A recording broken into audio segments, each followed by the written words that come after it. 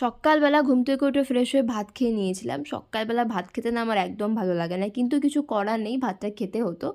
কারণ ভাতটা খেলে অনেকক্ষণ পেটে থাকবে। গেছিলাম হচ্ছে নার্সিং হোমে, বড়দিদির ডাক্তার দেখানো ছিল। বড়দিদি মানে হচ্ছে আমার বড় জেঠুর বড় মেয়ে।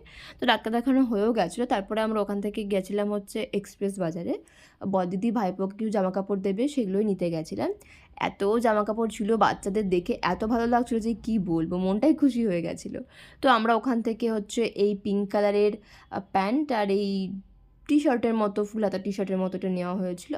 আর একটা মিনি ব্ল্যাঙ্কেট নেওয়া হয়েছিল, আর একটা মোজা, একটা ঠিক না, 3টে মোজা ছিল। তারপরে আমরা ওগুলো নিয়ে বিল করে নিই। বিল করার পর ওখান থেকে বেরিয়ে যাই।